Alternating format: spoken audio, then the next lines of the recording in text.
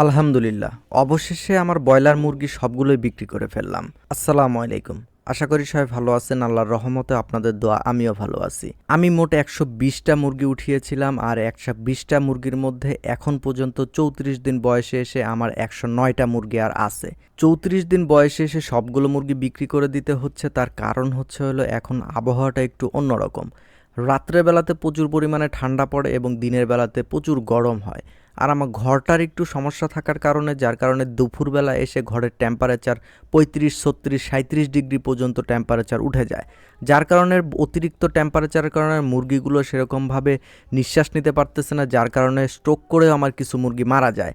তাই চিন্তা ভাবনা করলাম ৩৪ দিন বয়স যেহেতু হয়ে গেছে আর আমার মুরগির অ্যাভারেজ যে ওজনটা সেটা প্রায় ২ কেজি ৩০০ ৩৫০ গ্রামের মতন হয়ে গেছে, যার কারণে এই মুরগিগুলো বিক্রি করে দেওয়াটাই ভালো আমার কাছে মনে হয়েছে।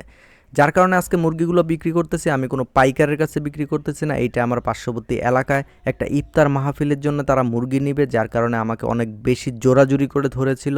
আমার যে পরিচিত লোকজন আছে তাদেরকেও ধরেছিল যে মুরগিগুলো যেন আমি তাদেরকে দিই। যার কারণে আজকে সকাল সকাল তারা মুরগিগুলো আমার বাসাতে নেওয়ার জন্য চলে এসেছে।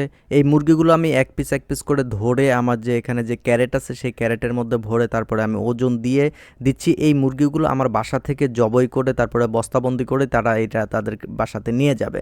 তার কারণ জীবিত অবস্থায় মুরগিগুলো নিয়ে যাওয়া তাদের খুবই কষ্টকর হয়ে যাবে। আর ব্রয়লার মুরগি যদি বাসা থেকে এরকম খুচরাভাবে বিক্রি করা যায়, তারপরে এগুলো জবাই করা, এগুলো খুবই একটা প্যারাদায়ক জিনিস, যেটা আমি ইতিপূর্বে আমার এই বিষয়ে কোনো অভিজ্ঞতা ছিল না জন্য আমি এটা জানি না। কিন্তু এইবার যখন আমি মুরগিগুলো বিক্রি করতে লাগছি তখনই আমি বুঝতে পারলাম যে এই মুরগিগুলো ওজন করা, তারপরে জবাই করা, এগুলোর ম্যানেজমেন্টে একটা বিশাল একটা ঝামেলার বিষয় থাকে। যদিও আমার বাড়িতে লোকজন ছিল, যেরকম আমি মুরগিগুলো ধরে দিচ্ছিলাম, আমার ছোটো ভাই সাথে থেকে তাদেরকে ওজন করতেছিল, আমার বাবা ছিল, তারা যে লোকজনগুলো আসছিল তারা সাথে থেকে আমার বাবা এগুলো জবাই করে দিচ্ছিল, জবাই করে তারপরে বস্তার মধ্যে ভরে তারপরে গাড়িতে উঠিয়ে দেওয়া হচ্ছে।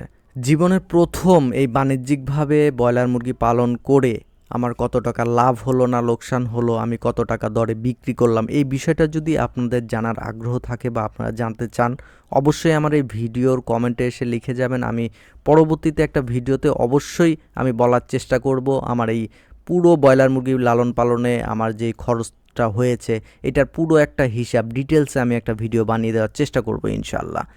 তো যাই হোক, আমার যে ব্রয়লার মুরগিগুলো মাপা হয়েছিল তাদেরকে আমি সুন্দরভাবে হিসাবগুলো বুঝিয়ে দিচ্ছিলাম যে কত কেজি হয়েছে। তারপরে তারা কয়েকটা ভাগ করে নিয়েছিল, তার কারণ ওরা যেগুলো তাদের অনুষ্ঠানের জন্য নিচ্ছিল সেগুলো আলাদা করে, তারপরে তাদের বাড়ির জন্য যেগুলো নিচ্ছিল বা আত্মীয় স্বজনকে যেগুলো দিবে এগুলো একটা হিসাব আলাদা করে নিচ্ছিল, যার কারণে আমি আলাদা আলাদাভাবে সুন্দর করে লিখে দিচ্ছিলাম।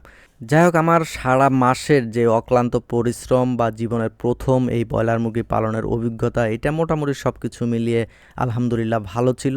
আর যখন এই যে একদম শেষে এসে এই ব্রয়লার মুরগিগুলো আমি বিক্রি করলাম, তাদের কাছে বুঝিয়ে দিলাম, বুঝানোর পরে যখন তারা এই যে টাকাগুলো গুনতেছিল তখন আমার মনের মধ্যে একটা অন্যরকম একটা আবেগ অনুভূতি বা একটা উচ্ছ্বাসমূলক একটা অবস্থা কাজ করতেছিল।